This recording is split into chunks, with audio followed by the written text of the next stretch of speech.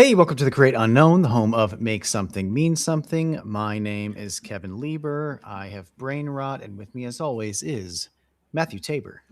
I'm trying to resist brain rot, and I'm not sure it's going that well.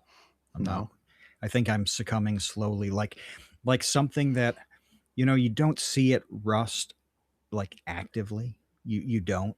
You just see rust over long periods of time. Over a year, you're like, oh, I've got specks of rust, but Hmm. it creeps in, and by the time you see it, it's too late, right? But before we hit substance, I made an error when we talked last time. This seems insignificant, and it is insignificant, but uh, accuracy matters, doesn't it?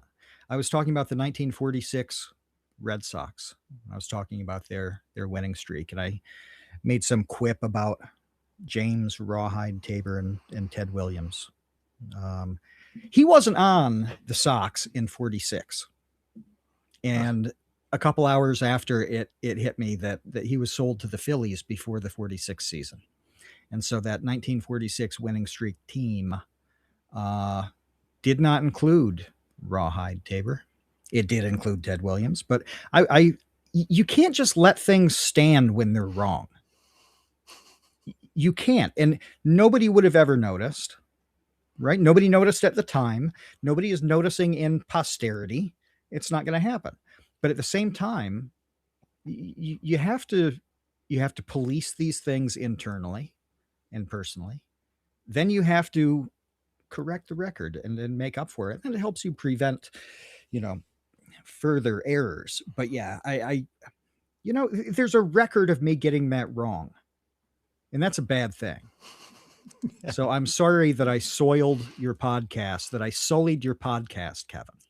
This is the best I can do to make up for it. Right, right. Trying to give more glory to your namesake, Cardboard Johnson Tabor, whatever his name is. his name was Jim. It's just Jim. No, But no, I gave him stolen valor accidentally, you did. saying he was on this fantastic team. And Was no, not. he had military service in '45. And after that, they parted ways and shipped him off to Philadelphia. Well, I'm glad, thank God I can get some sleep tonight because you corrected that. I was It was very weighing upset, on you. prior to this, but It was there are, weighing on me. I want to start with the brain rot because you sent me, I never know with these posts, Reddit posts especially, is it real? Is it satire? There's no way of discerning. Yeah. Um, so this could be real, it could be not, but let's treat it as real and discuss that there is a high possibility, I think, that it is real, and it I has have to full do. confidence that it's real. You okay? All right. Well, why don't you explain to our listeners what is real? Okay. Let me pull this up real quick. It's not long, but this is on the subreddit for movies, movie subreddit. Somebody asked, should cinemas offer movie screenings at different speeds? I usually watch movies at 1.5x, which can make going to the cinema a bit frustrating. And then they explain kind of briefly that they waffle between 1.25 and occasionally up to 2. But whenever they go to the cinema, the movie is played at default speed. It feels like it's in slow motion. I'm sure there are others like me who may not even go to the cinema at all because of this. So it got me thinking, why not offer screenings at various speeds? Um, I think that's completely real because so many people watch the content on their phones, especially at increased speed.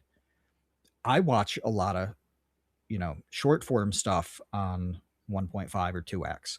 Um, Mostly when I'm watching the progress of a thing, and I don't care about the personality. I don't care about any story. I want to see the thing being made, for example.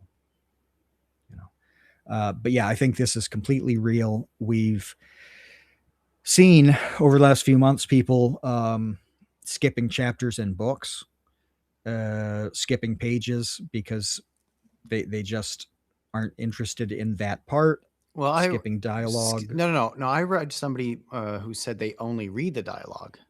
They skip all Right. prose, all Absolutely. description. They just read the dialogue because that's to them the story, right? Everything else is Yeah. boring. Yeah. So I think it is completely real. This. Cinema, though, the word cinema, isn't this like the Inglorious Bastards meme where it's like cinema, huh? Like Yeah. this is a British person, is it not? um, Who it, says the you know, cinema? oh, I can't remember that part. The I thought about this applied to different formats because that's what you have to do when you see something that seems ridiculous or just unfathomably bad on the surface. You do have to, not just steel man the thing, make the best argument for it, but apply it elsewhere and see how crazy it is in the context of the world. So listening to a nonfiction book on, let's say, 1.5x or 2x speed, is that a problem? I don't think that's a problem. I don't think anything is being lost in performance most of the time. There are a couple book narrators who really do um, understand the book well enough to narrate it in a way that adds to the book. This happens occasionally, but it is the exception, especially now when they're being churned out at crazy rates. It's very, very flat, very, very flat with emotion and connection to the text. So, what are you losing? Honestly, not very much. Um, what about music on 2x speed? No, You're losing things, aren't you? no, absolutely not. No, yeah, it sounds crazy. Yeah, you would begin to lose in that Music format. is time. Ooh, Music is like the coloring of time. ooh. And if you're altering the time of the music, you are, splattering the painting like Jackson Pollock. Yeah, that can be its own art, but Maybe. is it the same? If you're No. like a DJ, like shout out to Bass Weight, who is doing really well, Yeah, by the yeah. way, with DJing and manipulating music. Yep. If you turn that into its own thing, absolutely. Yeah, that is an It's a art. new performance at It's a that new point. performance. Yes, exactly. But if Yeah. you're just at home listening to Fleetwood Mac rumors on 2X, I'm like, what drugs are you on? Why are you doing Right. this? Like, what are you getting Well, out of that? I'm consuming it, in half the time, Yeah. if I'm consuming it properly. But I thought about the times when, like I said, I watch a lot of short form on 2x, and it's something like a repair of a thing or cooking or whatever. In those instances, I am not at all interested in the personality. It's not I'm not. art. That's content. It can be. It can be. Fixing a lawnmower Oh yeah. is Oh yeah. art. Oh yes. Yeah. There's no question. There's no question. Is I is just don't see how. Let me paint you into a corner that will force you to agree with me, because Ugh. this is the best part: is I know that you won't agree with me, but you will not be able to say on camera, in any kind of like recorded format, that you disagree with me.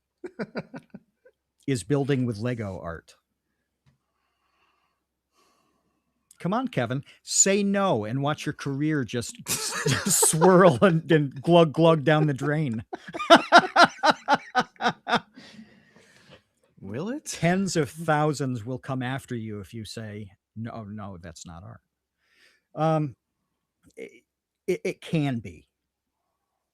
Is it art to follow the instructions on a little Lego build set and complete those instructions? Probably not. It's not. Maybe training for art. If I dump a pile of Lego in front of you and you build something cool out of it, is that art? Yeah, of course it is. So it's one of those things where it can be. Mechanical things absolutely can be. Usually they're not. Filling up your gas tank, the gas tank of a car, is probably not art. It isn't. You know, um, is driving art? Most of the time, no, but it can be. It can be. Um, but let's say it's somebody, you're familiar from back in the day with, you know, cooking, baking content. People like Rosanna Penzino. That's absolutely art. That's totally art. And if I watch one of those videos on 2X or something, I'm going to watch the thing get baked. I'm going to see the process and see the outcome of it. But I will lose her performance. I will lose her personality. I will lose any uniqueness in the process. I'm simply like speed running the roadmap of the process and seeing the destination.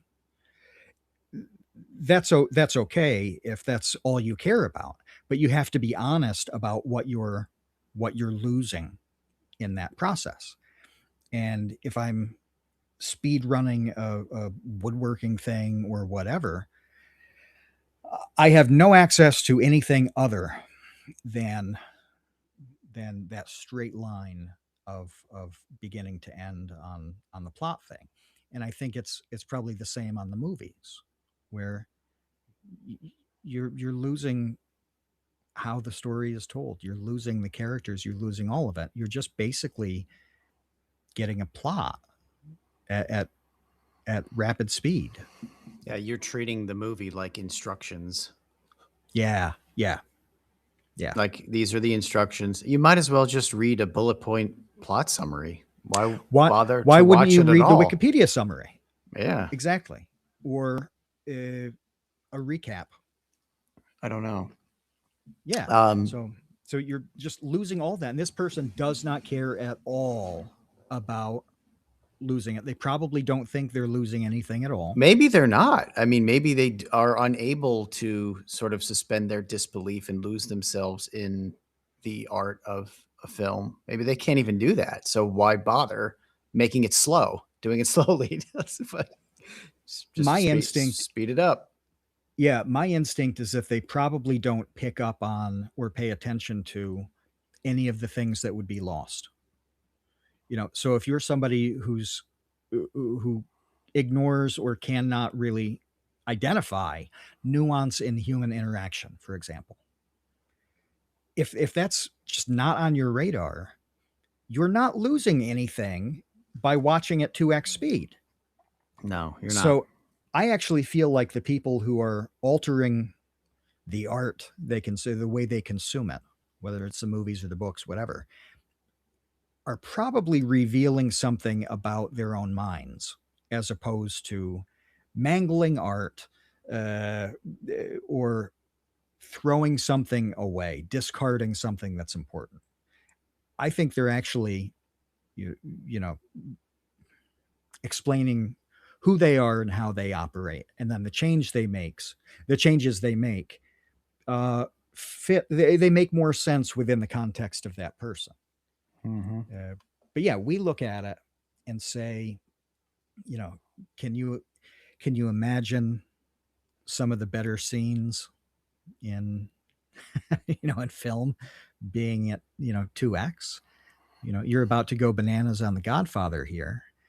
uh Imagine so many parts of that movie at twice the speed. No, no. Before we go bananas on the Godfather, though, I want to ask you, because I know that you recently watched He-Man, and I spent Yeah, 2.5 hours on this podcast talking about He-Man. So will you give me at you least do. 2.5 minutes on your He-Man take? Yeah, first, I realized how little I remembered about the cartoon. I haven't watched it, in 35 plus years, whatever. But were there like laser guns and stuff like that I'm pretty in the sure that, cartoon? yeah, I'm pretty sure they had everything you could imagine. They were really throwing things at the wall to see what stuck in Okay. Masters of the Universe. Yeah, because there's a lot of that in like the opening battle. And I'm just like, I don't remember it being like this. I thought of it as sword and sorcery style for the most part, with some tech stuff, but nothing Star Wars like. And there's a bunch of that. Um, I think that for the most part, you were right on with everything, every criticism you had. Um, some things I think were better than you gave it credit for. The absolute superstar of that film is the soundtrack and the scoring. The Brian May inclusion and inspired stuff is awesome. It is awesome. They crushed the music. Um, I couldn't believe it. It was really cool, and right down to they have this one scene where they call back the Princes of the Universe, which that song was made for Highlander. Oh, okay. Yeah, yeah, which I watched for the first time properly, a month or two ago. Uh, but yeah, having the Queen style music in much of it was really awesome. And I can see that making a huge impression on the people who watched it and liked it. Just oh, that was excellent. That was great.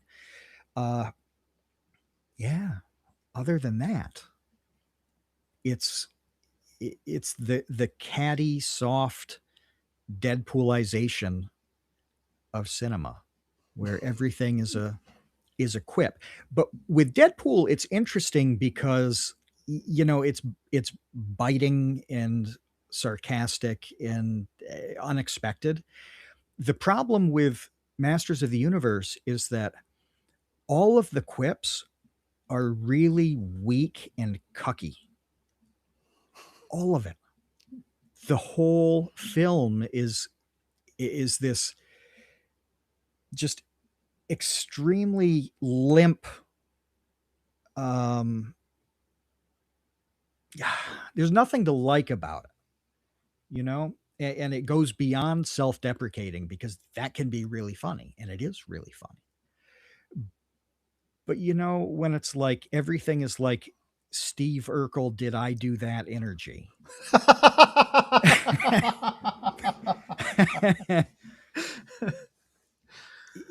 you know that is that sucks over 2 hours and 40 minutes.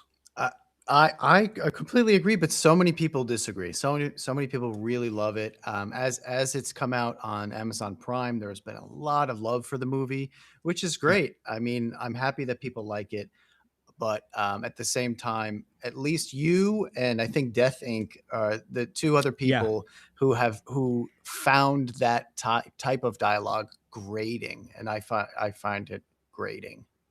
It's like yeah. it's eye rolly at best. Yes, and when you do it all the time, it takes away the power of that style. Like you should have somebody experiencing extreme self-doubt. You should have them being embarrassed of who they are or who they aren't. All of this stuff is great, and it only works in contrast to the opposite of that. Like you have to go back and forth. You have to shift the tone. Otherwise, it's one note the whole time. One And note, this was yeah. absolutely a one note film with yeah, just weird. Like they did the fisting jokes 3 times. Yeah, I know. 3 times. And then there's a scene where Fisto and Ram Man are fighting, and Fisto is like, you know, give him head. Do you remember this scene? I don't. I guess I blocked that out. I don't remember the give 'em headline. They're back to back, fighting in sort of the takeover of Grayskull, the final third of the movie. Yeah, and so they have that line, and Ram Man like stops and looks at him, and he's like, "I'm sorry, I'm sorry." But it it sucked. It sucked. It sucked. One awkward, vague fist joke would have been good. It could have worked really well. Three of them that are completely on the nose, spread out throughout the film, is not good. It is dumb, you know? Um, but in terms of substance, did you bring up his Adam's lack of backstory when you talked about it? I No, can't remember. I don't think so.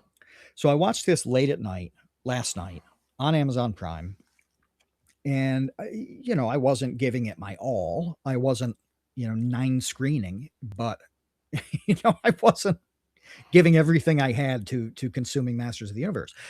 And it like 30 minutes in, he gets to Eternia, and I was like, what happened? What He gets dumped on Earth when he's like 6, however old he's supposed to be, and then he's working in this office job.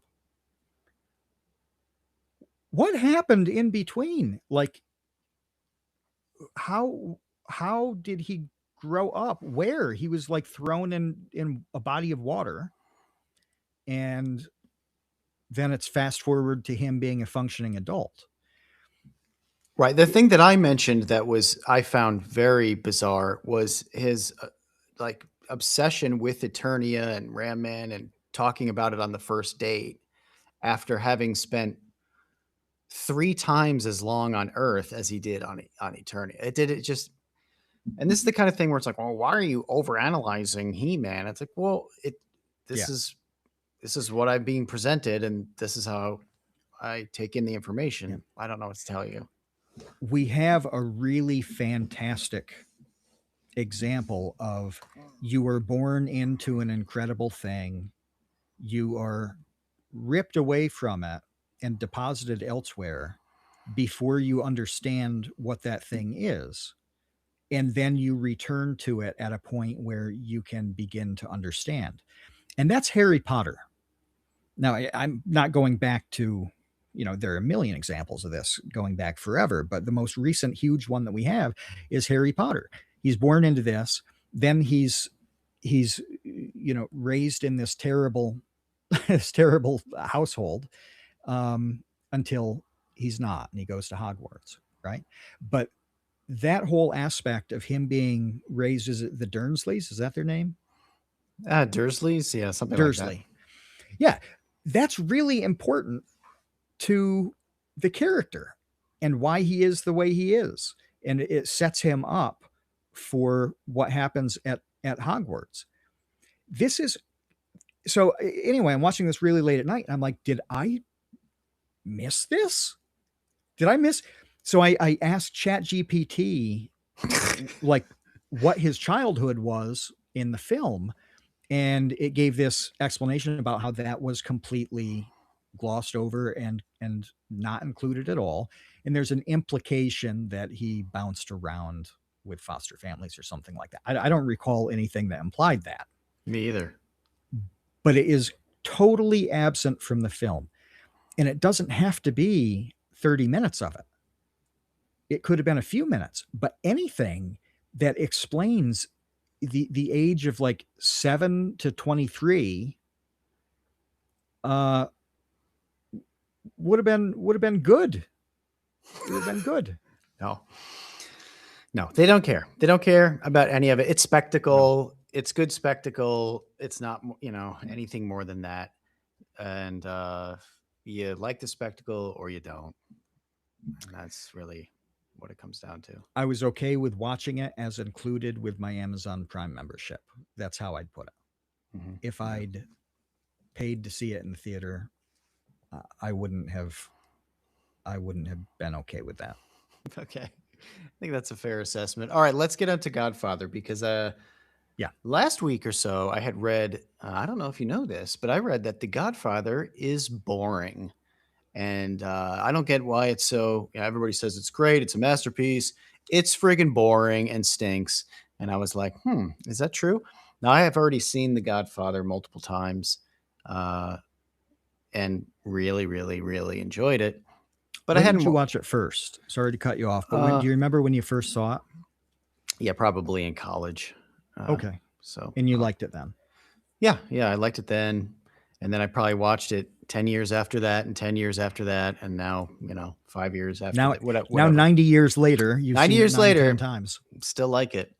So anyway, I did rewatch it. I absolutely loved it. Was engrossed the whole time. It's a long movie. I don't think a second of it is boring. Like literally, I don't think any of it is boring, let alone the whole thing being boring. I think it's constantly captivating, compelling, and interesting. And I had a weird thought. So, part of what you need to suffer through on this podcast is the weird thoughts. And this is a weird thoughts episode because let me give you my progression of these. So this is going to be a bit of a monologue, and then when I'm done with my monologue, then you can react to it. You about to The say that it should be remade with furries? Yeah, whoa, how did you know that? That's What would you I'm call just it? I'm so The trans. Dogfather.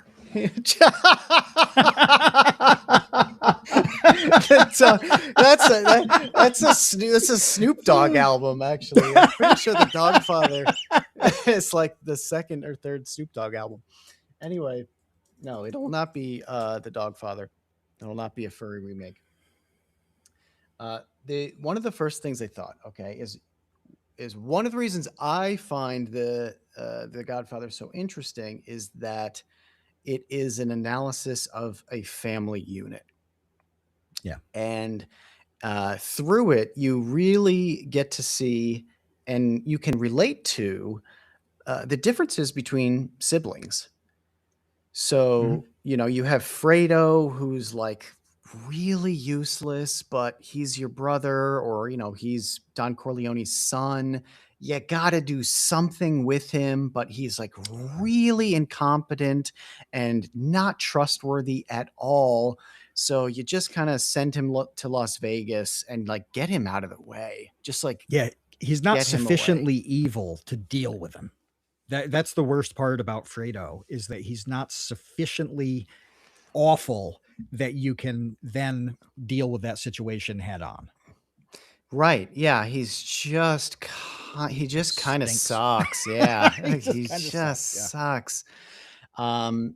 You have the daughter who is getting married at the very beginning of the movie, who then marries just a bum. Just the guy that she marries is an absolute piece of garbage, and you have to deal with that because now your daughter brought in this piece of garbage and she loves the piece of garbage, but like everybody knows he's a piece of garbage, but you can't do anything about the piece of garbage because he's, your daughter's husband, or he's your This brother-in-law, whatever. Like this is real life, right? Like Yeah, with this the is Fredo example and in the sister husband example, these things happen in families constantly. constantly, And like constantly every family too has some version of some of these things at some time.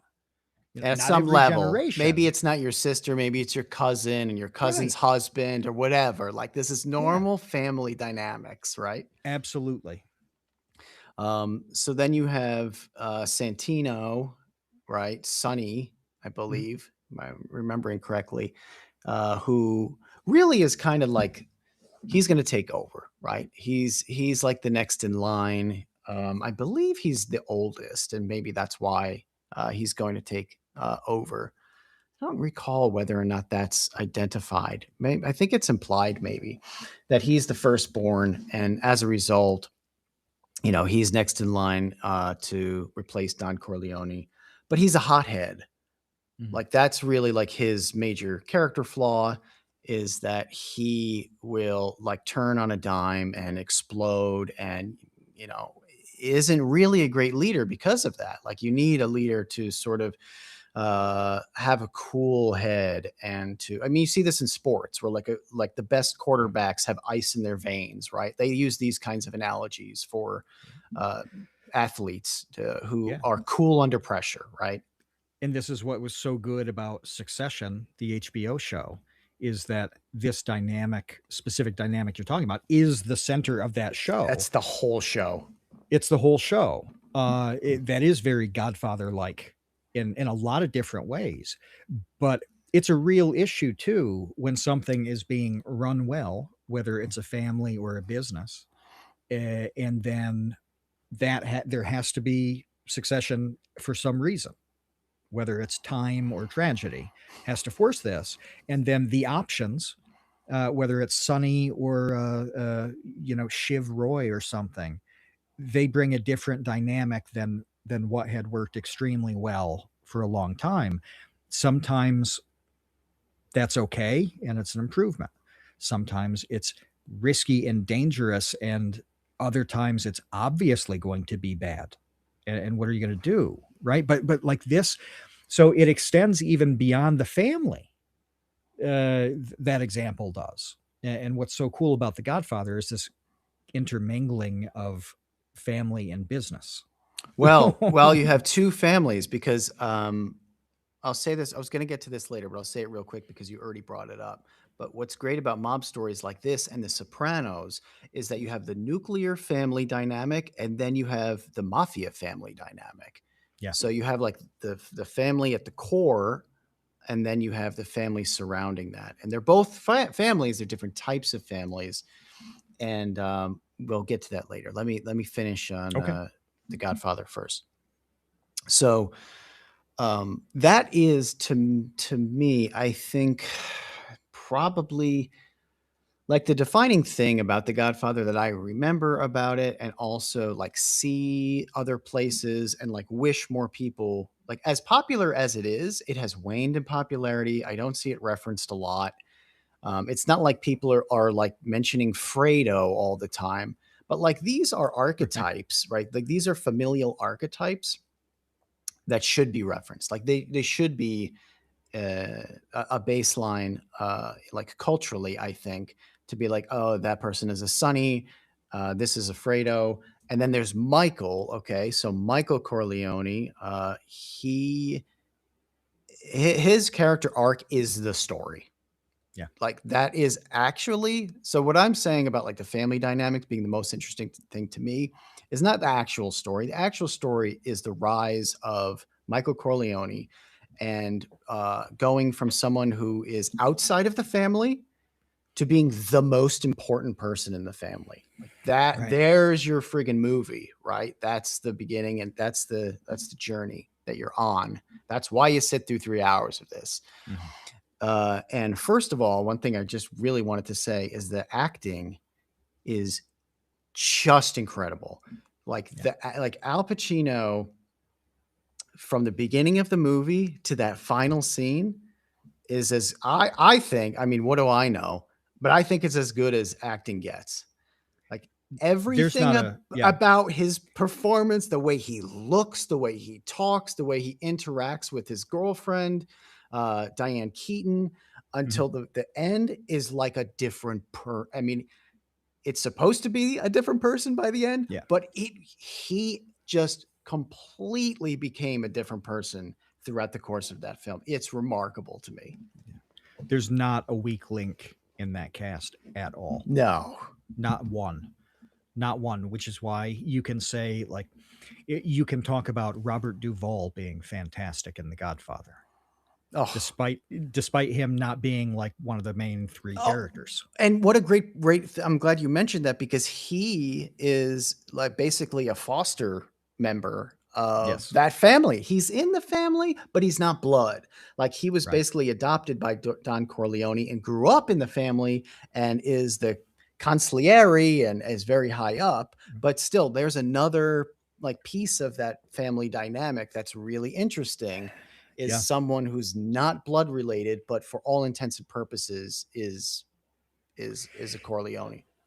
Yeah. Yeah. The question of what are they and how do they operate and how do other people operate with them is that's a really unique case. And that's also a completely real phenomenon in the world, one way or another. Um, just you can think of 10 different examples where that sort of relationship pops up, not just in actual families. Um, and it's just, it's all, it's all done perfectly. It really is exceptional in the way those, all the dynamics are identified and then included slash highlighted appropriately. Uh, so I don't actually think, and you've seen it more recently than I have, but I still don't think there's one thing that receives too much or too little attention in that film. It's all balanced perfectly. And that's a remarkable thing when you have so many of these unique aspects. How do you weight the ingredients so the dish is perfect, and he pulls it off. Yeah. So I began thinking more recently about where we're at in terms of families, like just in Yeah. general, like in the United States of America. Yep. And that is, well, like the lowering of birth rates, Yep. the lowering of the amount of siblings, like the amount of children that people do have, Yep. and the meteoric rise of only children. Yeah. So having no siblings at all is the fastest growing, type of family in the United States. I did Google sort of like what the stats bear out on that, and they're not that recent, but I do know that the number of only children has doubled, I believe, from 20. It was like from 2012 to 2022 or something like that, and not that too short of a time. We went Mhm. somewhere in that stretch from like 11% to like 22%, and it's definitely higher than that now. Yeah. So let's just say it's gone up to 25%. That's Well, sensible. Yeah. that's a quarter. If we're at Yep. 25, then that's one in four kids have no siblings. Well, a movie like The Godfather becomes a whole lot less interesting, in my opinion. And this is like what I wanted to add. This is my thought that I wanted to throw at you is like when someone says The Godfather is boring, well, one potentially type of person who would think it was boring would be an only child who has no experience or interest at all in watching a nuclear family dynamic. They would have a Yeah. ton of interest in watching a surrogate family dynamic, which is the type of storytelling you see all over the place now, whether it's like the Avengers movies, like those are all surrogate family stories. One Piece, which is like absurdly popular, is a surrogate family story. Um, even like sitcoms for a long time were nuclear family. A real decades there were nuclear family, nuclear family, nuclear family, and then Seinfeld and Friends Yeah. were surrogate family. Big Bang Theory is surrogate family, right? You see Yeah. the changing of the trend. Yeah. This So the is the yeah. question Oh, is, go on. Yeah. yeah, yeah. The question is, like, is this a thing that for some reason no one talks about, but is actually really impactful in a lot of different ways, including the type of media that people are interested in? I think this problem is much worse and much more significant than you're even giving it credit for. I think it's a lot worse than you've just said. Um, think about so can you in a line or two summarize the surrogate family? Yeah, the a surrogate family is typically a mishmash is the wrong word, but it's like the coming together of strangers essentially to form a family unit that is not based upon blood, but is based upon a shared goal.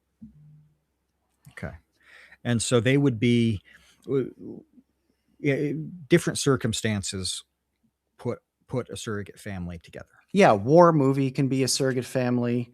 Yes. Yeah. And this is when you were talking about the examples from the 90s, like even going a little further back. Cheers is a surrogate family at the bar, Cheers is a surrogate family. Yeah. right? Mash. MASH Mash is a is a surrogate surrogate family. family. They're all war movies are surrogate family movies. And they you can really see this in the post Band of Brothers era, because that was Band of Brothers was the on the nose version of we're going to do a 10-hour thing of one surrogate family, and we're even going to put it in the title. Yeah, we're even going to call it Band of Brothers. Yes, that's Yeah. perfect. That comes from a quote from one of the guys in Easy Company. It's not like they decided that you know in a studio back room. So it was very natural and organic, and it fit. But that's the clearest example. Whereas before, Platoon, for example, is a dysfunctional surrogate family. Mm-hmm. That one doesn't go nearly as well as many of the others do. It makes a great film. Um, but Platoon is not explicitly about that unit in that capacity, whereas Band of Brothers is. So a lot of things have come in the wake of Band of Brothers that are much more like that. So it's a lot more common now, and it's actually the default at this point. The default is it breaks one of two ways, where there's like one guy caught in some conspiracy sort of thing that's impossible to understand or requires incredible heroism for him to wriggle out of. That genre exists, but then the other exists, that is the Band of Brothers type. Some of them are in the middle, and this is what's happening with Alan Richson's Reacher, where he is on his own and alone. Yeah, have you watched that show, Kevin? Reacher, yeah, yeah, I've watched it. Oh, okay. Yeah, so he's lone wolf McQuaid in a way, trying to operate in this huge conspiracy stuff, but increasingly over the seasons folds in and utilizes that surrogate family from his past. Right. So it becomes a combination of those two things. Anyway, military service itself is something that a few generations of people recently understood because they participated in it in one way or another. The boomer era had a couple shots at this even, and even when they weren't participating, they were participating in uh, the avoidance of it. To me, there's very little difference in terms of the unit, the surrogate family unit, at the most basic level, between people I knew who were. I had one conflict with a professor of mine that I was extremely close with. She and we just got along well despite being complete opposites. And I used the term draft dodger in a conversation. The one conflict I ever had with her, she asked me to never say that again, to say draft resistor instead. She was really active in helping people avoid the draft in the late 60s. Her surrogate family unit around draft resistance operations was not substantially different than the surrogate family unit in the military. Um, Most people obviously were non-combat in all conflicts. Most of them are non-combat. So you can't say like, yeah, there's a difference between guys neck deep in the rice paddies, versus yes, there's a difference, but like generally not one. Okay, so you have this entire genre of surrogate movie where people understand from having done it, or people they know very closely having done it. That's easy. Um, you get it with team sports. That in the healthiest examples of team sports, you have a limited and surrogate family. Well, you see that in the great sports movies too, right? Um, you have surrogate families in friend groups. We've talked about Stand By Me. That is a surrogate family of four. That film is. And Mm-hmm. The you Goonies is a good one. increasingly, the Goonies, absolutely. Hey, the Breakfast Club is a temporary surrogate family. Mm-hmm. It's a surrogate family for a weekend. You know, all of these great films have that same component. So, anyway, this was a very long way of saying you have something like military service and commitment. Well, nobody really does that anymore, do they? They don't.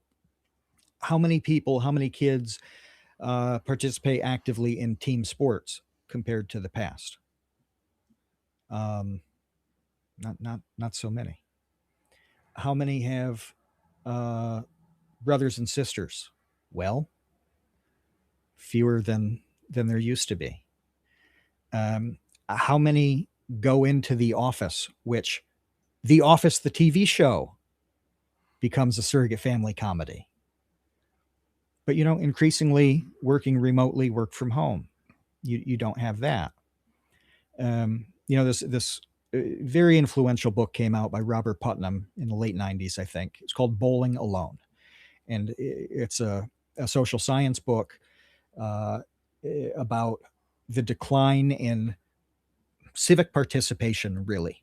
And his title comes from a decline in bowling leagues, right? It, but it's a phenomenon in the U.S. that goes across things from leisure to, you know, local government and all of this stuff. Put all of these things together. I mean, what I've said is rambly because the list is so goddamn long.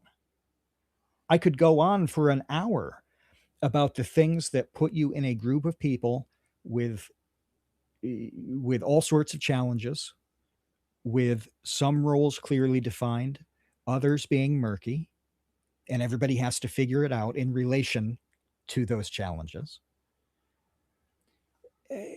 And there's less exposure to it. We've talked about the general friendlessness of the Gen Z compared to uh, compared to even our generation. And we have the data on people spending less time with friends. So they don't have the stand by me friend group either. Um, so you're talking about it in a tighter family definition.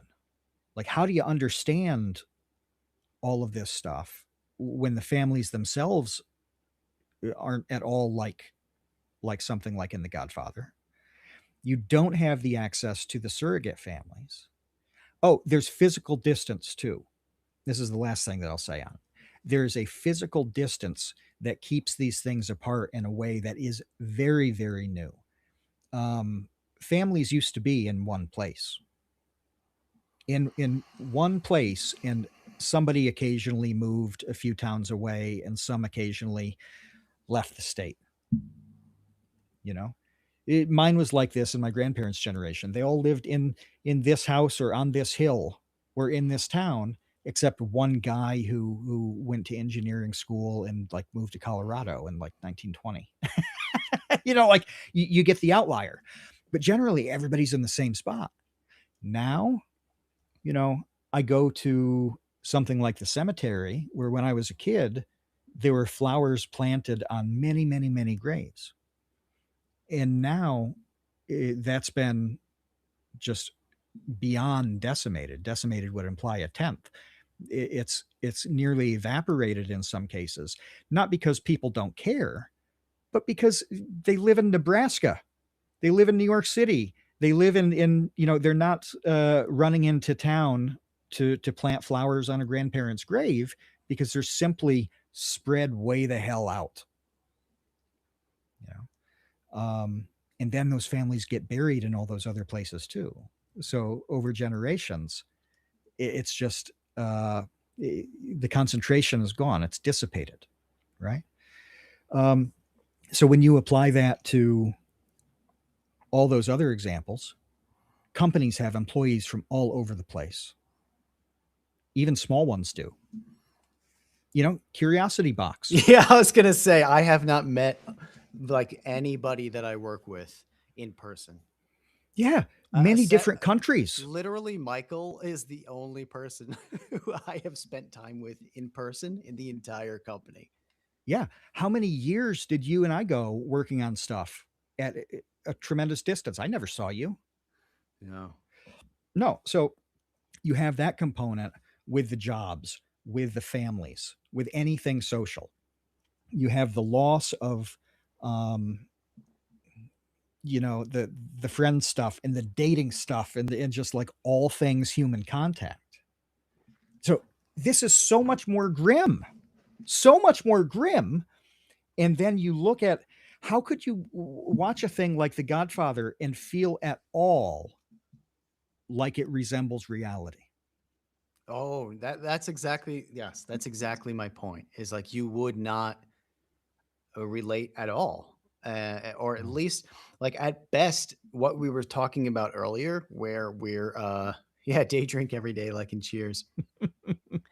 My Not favorite all surrogate families are healthy. my favorite Cheers joke is Norm is telling a story about some loser who sat next to him for 10 hours drinking. That's awesome. Yeah, it's a good joke. Um, but yeah, I don't know. I don't know why you would find it other than what we were saying earlier about the type of person who watches a movie just for like the checklist of stuff that happens. Yeah. Maybe you get something out of it for that, but for the most part, I think yeah, if you sat down and you watched it and you were like, "This is boring," under that context, I would say I totally get it. Like I get why it's boring. So here's one of the things that The Godfather does really well and that Sopranos also does really well. That I believe that you miss when you don't have siblings. Yeah, I don't know really how you would have an appreciation of this if you Yeah. don't have multiple children or multiple siblings, at least one sibling, which is that you can grow up in the same exact environment and turn out to be a completely different person. Yeah. Like Your that family's was an example of it. that My family's an example of every it.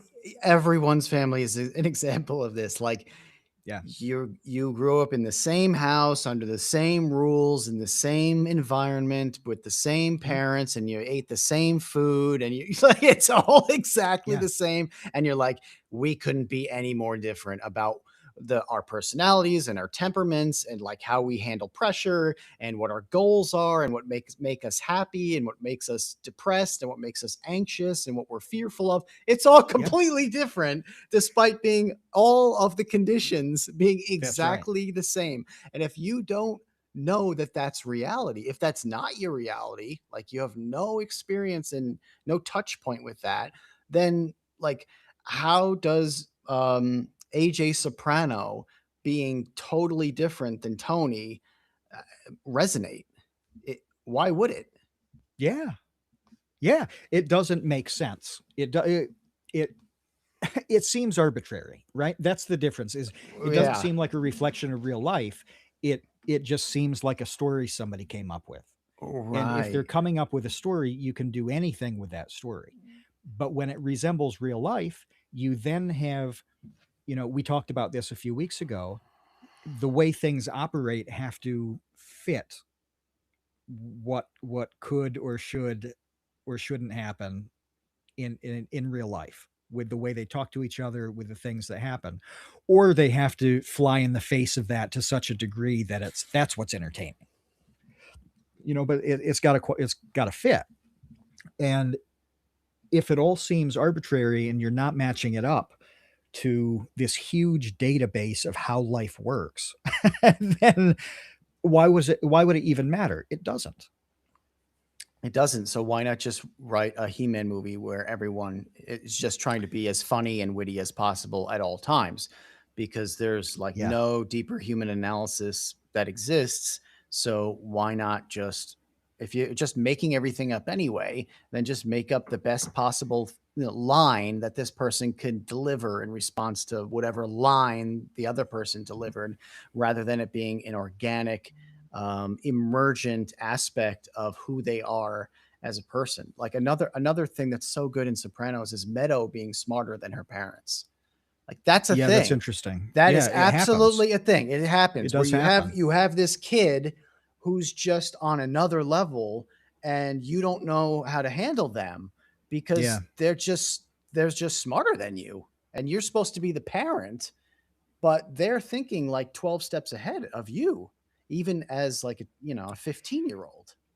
I heard a story like this a couple weeks ago. I was talking to somebody who this was decades ago, many decades ago, um, but they had, kind of humble small town beginnings, and they ended up applying to and being accepted to Harvard. And their parents, for many years, had no idea that that was hard to do. What? They were so divorced from all things higher education that they had no experience with it. They didn't think it was easy to do, but it was like there, it was just a thing, whatever.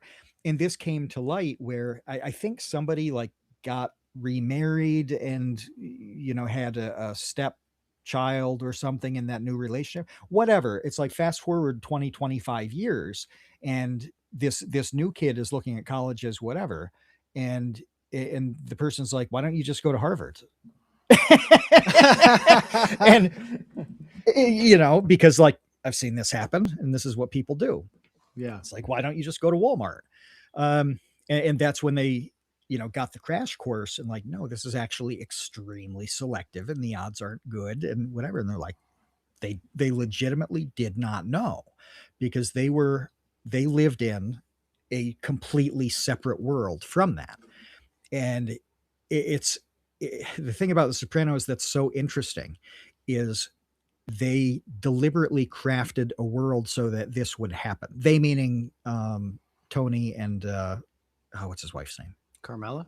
Carmela. Yeah, they wanted this for their kids.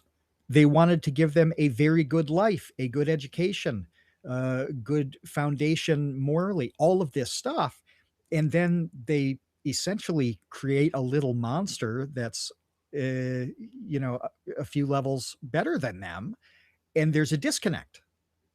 She's not a monster, but you get what I mean. It's like they do this thing and succeed at it to such a degree that they have also created a foundational disconnect between them and their child. Mm-hmm. Like, that's such a weird unintended consequence, but that drives that whole relationship. Um, that's super interesting, but you have to see those things happen. You have to know that they exist in the world. Uh, Otherwise, it's just a goofy plot. And if it's just going to be a goofy plot, why do I need anybody to write it? Why can't I say, ChatGPT, surprise me? It would be completely valid to have that put together with AI. It wouldn't matter. I don't need a real person to arbitrarily make a plot. I just Right. don't. Because the real world experiences don't matter Yeah. anyway. So just, yeah, exactly.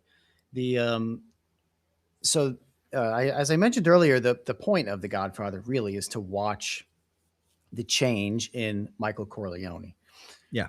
and that's another example of like a type of person in a nuclear family, which is the one who really should is too smart for falling into like the family business. Like really should be there's a I don't really want to spoil it in case anybody hasn't seen it. But you could see right in the beginning that he's not really locked into what the family's doing. He is kind of an outsider, but he's not an outsider because he doesn't belong or he's not good enough. It's actually that he's kind of too good. Like and they recognize that. It's not like he is a smarmy like narcissist and is like, I'm too good for this. It's like, no. There's like something about Michael where like he really needs to he could really be a lot more Yeah. outside of the family than he can be within it. Yep.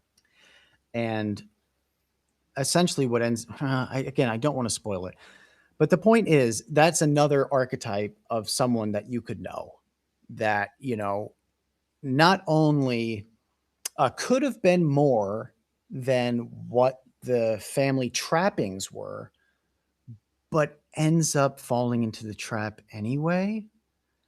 And that turns into a tragedy, right? I put That, it on screen at just the right time. I timed this perfectly. oh, Yeah. Jen, of course. Yep. Yeah, pointed out that The Godfather is a tragedy in the Shakespearean tradition. Yes. But even Shakespeare's tragedies resonated because they were real life. They were heightened examples of it.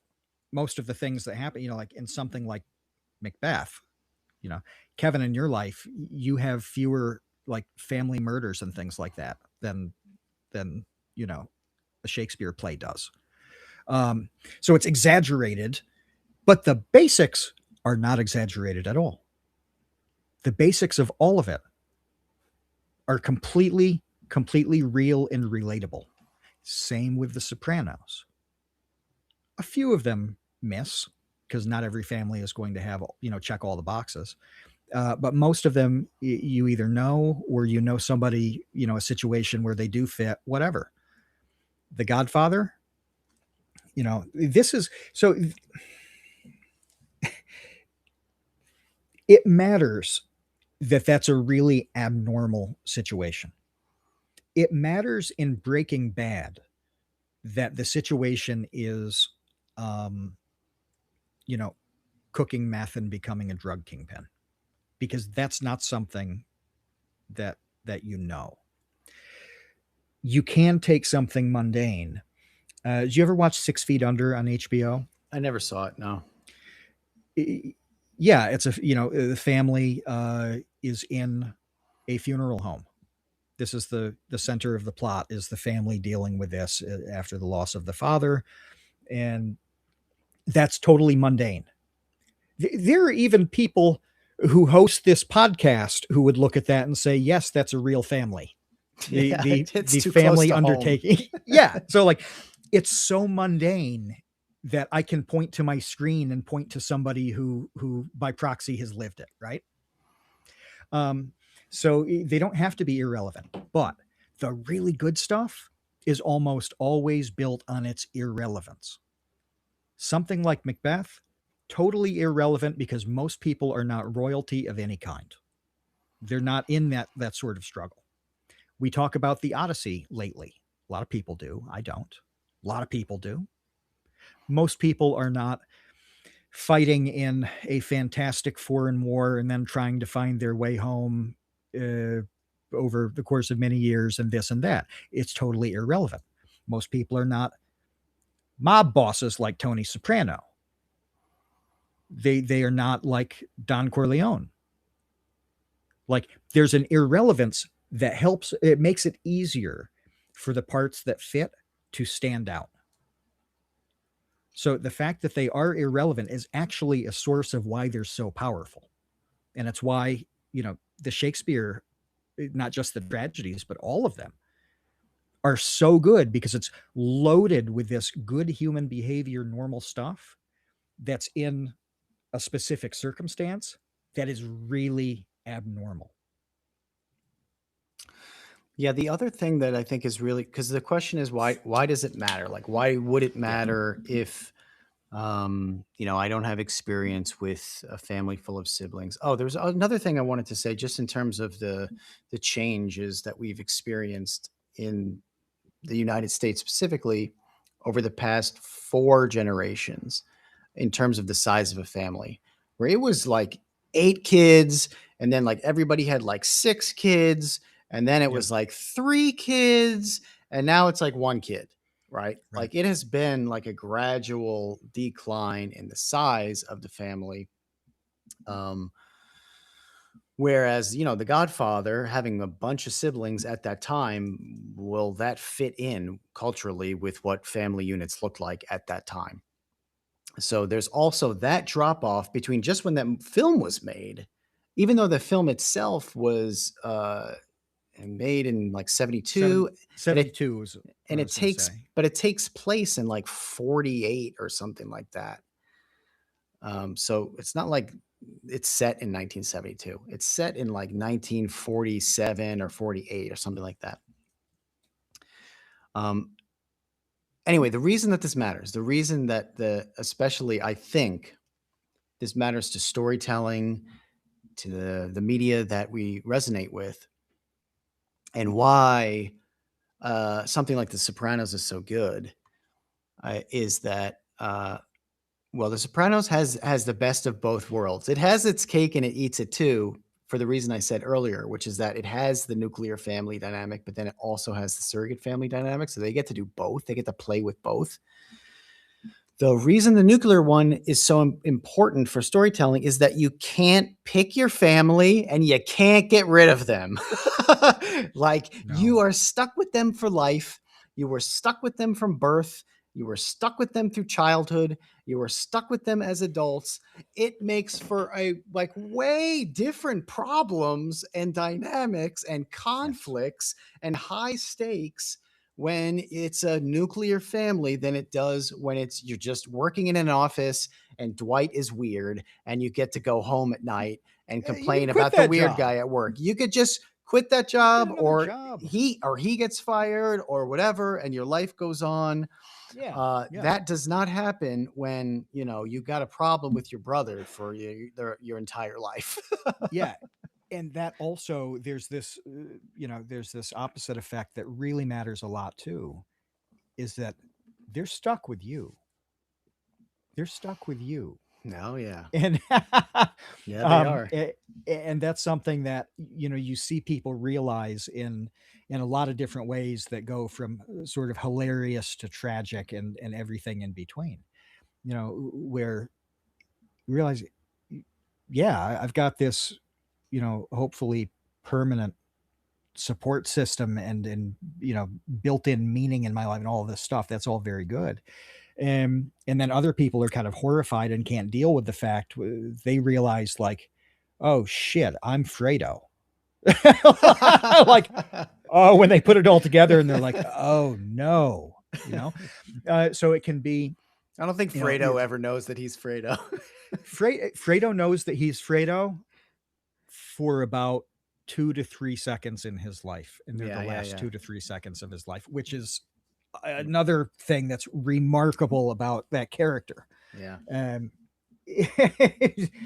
but that's that's a really important phenomenon. What you just said is it's a situation where you can't do anything about them, and anything you would try is, is unethical, immoral, whatever, and has horrible consequences usually.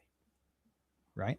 When you think about the war surrogate family, this happens a lot, and excuse me, Platoon is a really good example of this, where they start thinking at a point, we gotta kill this guy or he's going to get all of us killed. We got to do something about this. And it's a problem. It's a struggle. It's an ethical problem. It's a moral problem. And it's like, okay, what's going to happen to the operation of, us as a platoon if this even works? You know, it's a huge thing, as opposed to, those situations where it's like, let's complain to HR about Dwight and get him fired. Well, Like, the example I thought of is like if your coworker's mother is terminally ill and needs some place to live, you send a sympathy card. Maybe there's like a GoFundMe or something you can contribute to. Like you really, really care, and you're going to extend some sort of help, whether it's like emotionally or financially, or they get more paid time off or like whatever it is. If it's your mother and she's got to move in with you, which one of these is like higher drama? it's a um, different it's a different types of friction. completely different ball game. Yeah, Yeah. Yeah. completely different problem. This is too meta for us to go into now, I think. But I also think you'll agree with me, Kevin. Is that so? Jen in the chat, I put this up on screen saying, as someone who has to deal with an Italian family, trademark, the dynamics in The Godfather are so goddamn real. Um, there is a period of a few generations. Well, let me do the math. I'm going to start in the 40s with movies and say that movies were more like movies we know now starting in the 40s than before that. Is that fair? It's fair. Okay. Uh, so let's say 40s to through the 80s, like that.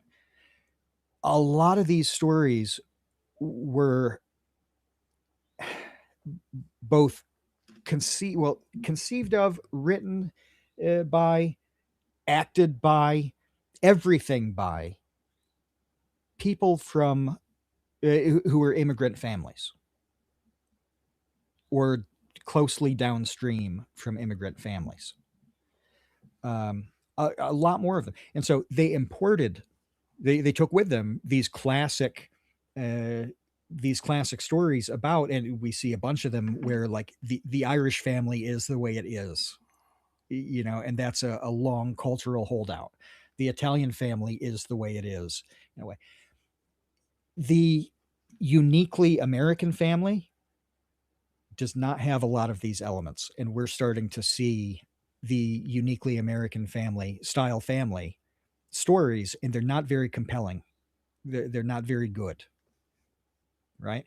Um, if you were to tell an authentic, uniquely American story about a family right now, it would be like 2 hours of like one kid on its phone and switching to play PlayStation as Netflix is in the background, and then the credits roll, right? Yeah. It, because neighbors aren't popping in. They don't have the Stranger Things style bike gang that they go around the neighborhood with. Uh, the relatives don't live nearby at all. No, it's like I was just thinking of Everybody Loves Raymond, like a huge. The thing that makes Everybody Loves Raymond work is the parents barging into their lives, just walking into the house like Yeah, uninvited and stirring up trouble. And if you that's don't right. have that, then what do you have with that show? You have nothing. You have No, Ray and Deborah arguing, and the brother. So it's the parents yeah, and yeah, Robert, the brother, all just kind of show up and yeah. ruin their lives. That's the show. It's not all bad when you don't have this. You have a lot less chaos. You have a great deal more serenity, or at least the opportunity for it. You have much you have much more control over the chaos that happens in your life because you're making the decisions. Excuse me, you're making the decisions that will, lead to the outcomes that are chaotic. Whereas in the past, you were increasingly, or more so than now, victimized by what everybody else did, and you had to play defense and respond to it, right? So it's not all bad that you have a lot more control over that day-to-day experience. But is it dynamic? Is it going to make for a good movie or a good book? No, no. You described a book to me um, a month or two ago about like eh, part of it is like a woman and her sister ending up like killing a stepfather or their own father or something like that. Oh yes, and I know what you're talking about. Yeah, Yes, yeah. an uncle. Oh, an uncle, right? Yeah. You, you really got to go out of your way to do to make a story interesting. Like that's a pretty crazy scenario. Whereas The Sandlot, which oddly I don't like that movie very much. I think it's okay. What? Really? It's fine. It's fine. All right. I recognize it's great, but for me, it's like whatever. Did you not watch it as a kid? Did you like watch it for the first time when you were I've like seen it several 23? times. So even as a kid, you were like, that was okay. Yeah, All right. It's yeah. weird. To me, it's if and this is long past, but when you're riding the dial, trying to find something to watch, if that movie was on, I wouldn't stop to watch it. That's how I rate it. I probably stopped to watch Kroll, but I don't with Yeah, The but Sandlot. okay. But It we're just wasn't that entertaining. compartmentalizing it. I watched it and loved it when I was like 13, Everybody and loves it now. Yeah. and do not want to watch it now because it's a kids Oh movie. yeah.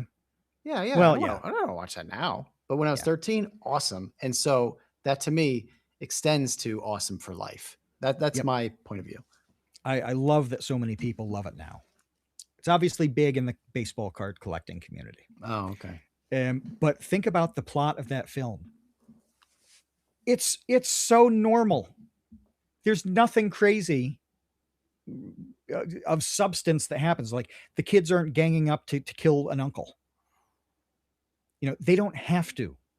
They don't have to because their existence is enough of Well, a the story. plot is that the kid takes his stepfather's Babe Ruth signed Yeah, baseball to play baseball with. Then it gets hit over the fence right. into like a scary neighbor's house, and they try to get and the kid was too stupid, didn't know who Babe Ruth was, thought it was some woman. You know, you're killing But me, these are just Smalls, all that stuff. hijinks. But it These are is just like childhood hijinks. yes, yes, yes. There's no life or death, but to them it's life or death, and that's what makes it interesting. It's not even as crazy as in Stand By Me, where they have an opportunity to go see a dead body. Like Oh that is yeah, really out there. yeah, yeah, That's yeah. really out there. Um, yeah, the whole thing is how do you? There are two facets to me. That's why I'm stalled. One is how do you appreciate any of these things that have already been made? And we saw this when we talked about Stranger Things, and when that was a big deal. The sheer volume of people who did not think it was at all realistic that these kids were just like going and doing stuff for a day on their bikes. They thought it was dumb because that's Yeah, not real. that's not real, right? It's completely real. It's beyond real. I Uh, would go for a day and I it had a gun. was. It was. Like It I was. It's not anymore, and that's the change. I would tell my mom that I'm just going to go, I'm going to go shooting, and I would be out for 5 or 6 hours running around shooting. I didn't have, I didn't have kids who lived around me in that same way. I didn't have the bike gang, and even if I did, I was on the middle of a hill. I would have been. It's not bike friendly, right? Yeah. Uh, so I was on my own with it, but that's just what you just went out and did stuff. Whether it was with friends or on your own. And that if somebody doesn't think that's at all realistic, how can they like that? And if the second half is in this new version where you have no experience with surrogate families, um, you don't even see them, you don't notice them when they're put together in a show. Like The Walking Dead is a fantastic recent example of it. You've got the actual family within what has to become a surrogate family for survival. That's really great. But if you don't notice that, you're just watching like a survival series, like a zombie thriller, you know? So how do you make anything that has the dynamics of a Cheers, that has the dynamics of a Stand By Me or a Sandlot or a good war movie or The Godfather? How do you do this if so few people recognize it as reality? So I'm coming at it from both sides. How do people who don't see that as real consume or watch a thing? And how does it get made when so few people understand what it is? Well, the latter is what I'm, as someone who's writing a book, kind of concerned about because uh, Sleep Warrior is largely about. I guess it's kind of. I guess it's kind of a hybrid. I guess it's both nuclear and surrogate, just pared down. But anyway, I don't know. I think this was an interesting thing to sort of throw into the mix when we discuss sort of the decline in, I don't know what you would want to call it, at least our interest in a lot of media. Because let's just separate ourselves from a lot of the discussion of what's good, because what's good to us is not what's good to other people, clearly. And I think Masters of the Universe is a really good example of that, where there are things that bothered us about that movie that just do not bother. Not only do not bother a lot of viewers, but are treated as features and not bugs. Like they like that about it. They Yeah. like things that we find bad, frankly. A lot of people are legitimately happy that the film was not weighed down by all the things that you and I would want to see. They would have considered it to be baggage, slowness. It doesn't matter. They want the plot, and they want the fight scenes to be enjoyable, and they want the jokes to be funny, and they Right. want to do that for 2.5 hours. Adding that element about Adam's young adulthood, which encompasses, since he's so young when he goes to Eternia, he's still like, let's say 23 or something. Um, it's like 80+% of his sentient life Oh, and I said that that they earlier. skipped. Yeah, Yeah, yeah, I yeah. said that earlier. They completely skipped. Yeah. This doesn't matter because it's about the Polaroid snapshot that we're taking right now, and that's it. Yeah. Yeah. And the things that are interesting to us are just not interesting to, I think, most people. So I'll give The Walking Dead as an example. To me, the most interesting thing about a scenario like The Walking Dead is the survival aspect of it. Is Mm. how do you survive in this post-apocalyptic world? Where do you get clean water? Yeah. Do you need bullets? How are you making them? Someone has an infection. What do you do? Like all of that. Yeah. That's what's interesting to me. That is like not at all. I mean, that show is extremely popular, and they just really didn't care. I mean, it was the most surface level you could possibly get with all of that stuff. It was like, ah, we'll put up a fence, I guess. And this place has like a small farm to grow some food, and they got tomatoes. But it was like 1% of the Yeah. attention in that show was given to what I thought should have been like 70% of it. I remember years ago talking to you about this, and I think I said something about making ammunition and what that would have been like in the context of what they were doing, and like um the this is the thing is, like, if they're kind of hitting houses, which they always do to find food, canned food and things that have survived, and like medical supplies and stuff like that. And it's like there's a lot of gun stuff, guns and ammunition, right, that you would stumble on, and it is effectively worthless to you because it would be so hard to find the other component later on. You would want an extremely common gun that it's going to be easy to find ammunition for. If you find a bunch of ammunition, you want to be able to easily locate, a gun that can shoot it. Otherwise, what's the point, right?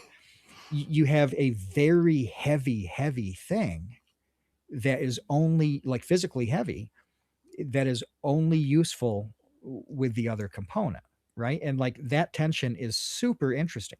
Food, whatever. You can eat anything. You can eat it on the spot. You can store it. You know, the you can haul it because you're going to need it. You can activate it at any time, and so can other people. You can give it away.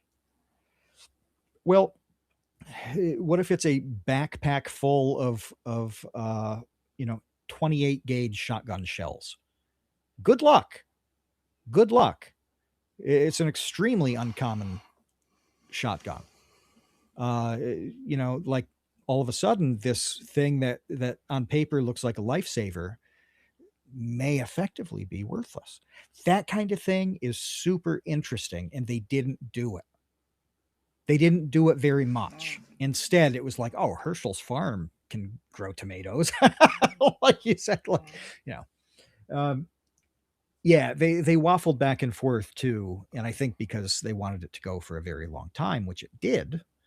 Uh, but they went back and forth between the survival aspect and the social aspect of it, and at times it was amazing, and eventually it fizzled on both. But it had a lot of good seasons.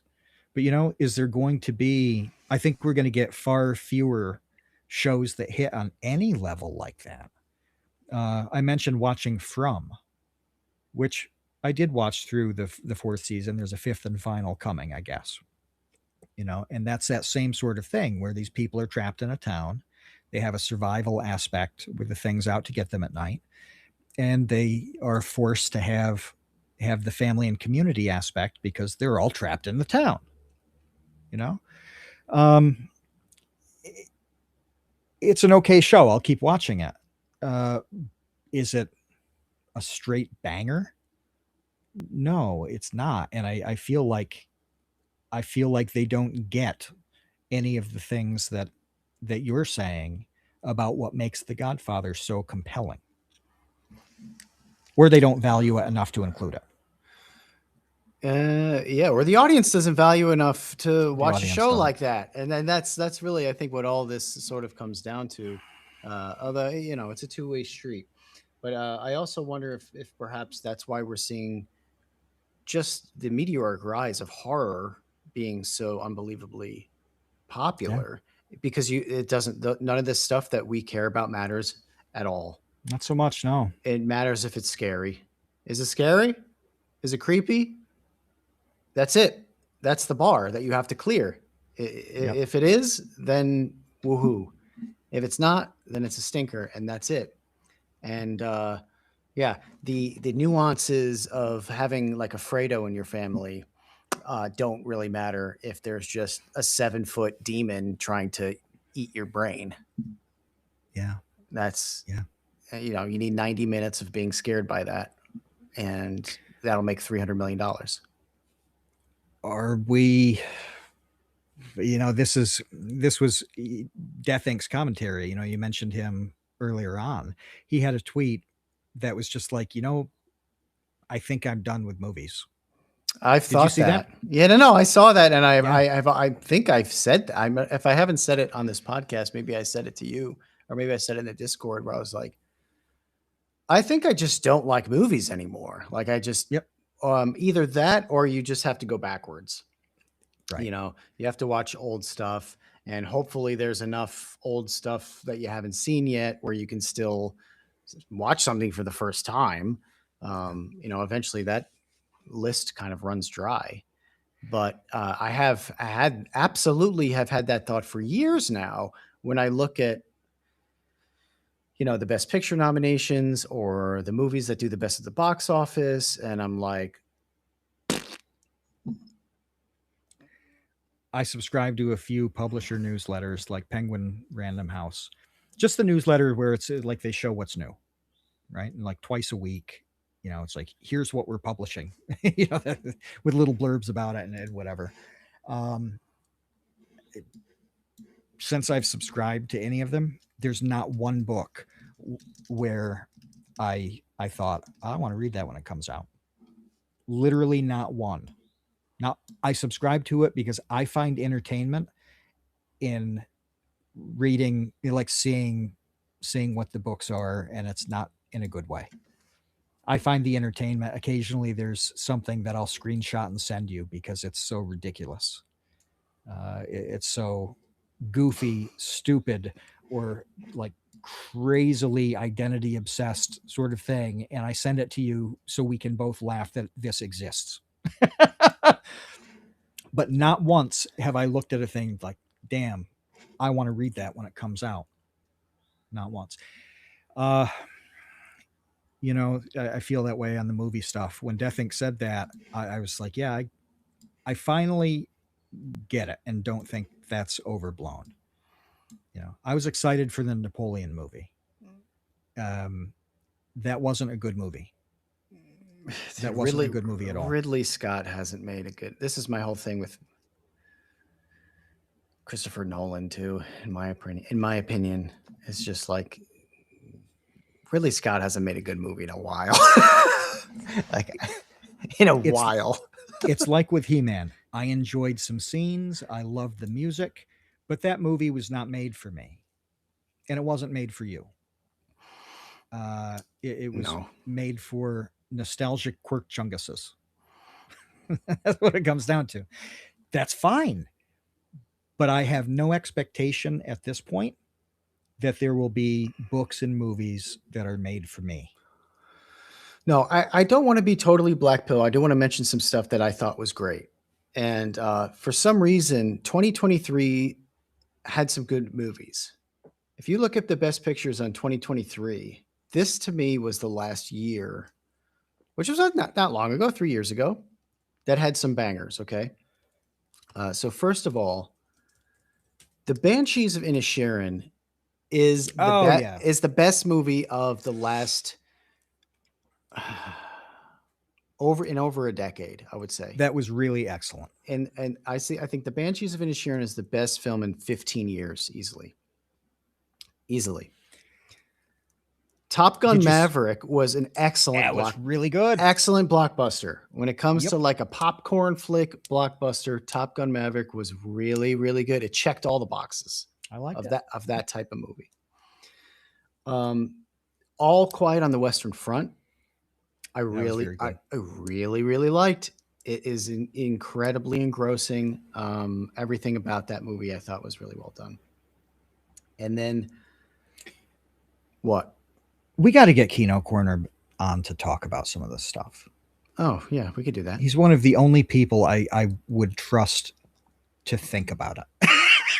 The the last one I would mention that is excellent. It's just too long. It's one of those examples where I'm like, Watch it oh, on 2x speed. I What's your just problem, you loser? this is a movie you watch at 2x speed. Is Tar. Tar is really, really good. It is just like 45 minutes too long. It's just too long. If that movie had a different editor, I so didn't watch this. it's 2 hours I'm and not familiar 38 with this, so minutes. If it was 2 hours, maybe 45 minutes is overstating it. Maybe half an hour. If it was like 2 minutes and eight or 2 hours and 8 minutes, it would be it would be on my banger list. It's too long, so it's not on my banger list, but it is really, really, really well made, well acted. The screenplay is good. So yeah. Anyway, it's not all doom and gloom. There is good stuff out there, and the other stuff on here from 2023, I haven't seen, so I'm not like crapping on that. I did see a current show that I enjoyed that just came out. It's called Star City. It's on Apple TV. It's an offshoot of For All Mankind, where the premise of that is that the Soviets land on the moon first, and it's like an alternate history, which eventually becomes alternate future. Um, I don't know how many seasons it's in now. It's good. It's good, but it was really good to begin with. Well, now they do Star City, which is about the Russian program at the time. Star City is the name of the settlement they put together to do all the space stuff. That's called Star City, right? And so it's like about the cosmonauts in the Soviet Union and a completely different system of operating in all ways. And it was really good.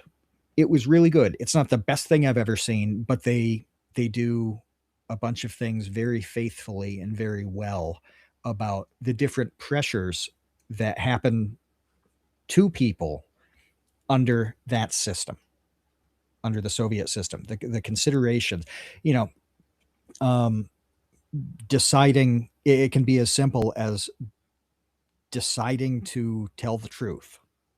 What are the implications of being honest about something? Because there are going to be implications when you work in that system, like the intelligence aspect.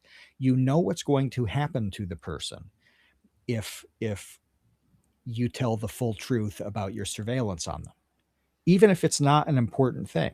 There's one point where somebody is tasked with listening in all the time on somebody, and this person plays a record that's printed on an X-ray. Do you know how that would happen occasionally? No. Pressing records, music records on old X-rays and putting those on a record player. They degrade really quickly, so you might only listen to the song 5 times before it's gone. Uh, but nobody knows what it is visually because it's just an old X-ray image. Is a great way to smuggle music. You know, but this woman's listening. Somebody pulls out one of these, plays the record, and it's like a 60s jazz song or something like that. They're not supposed to have that. Well, in her notes, does she say that they're listening to music and leave it at that? Does she say they're listening to Russian folk music? Does she lie? Does she tell the truth and have the police raid that person? Um, she's obviously listening because they're an important enough person. They matter. And so what are the downstream effects of that happening? How does it affect the space program?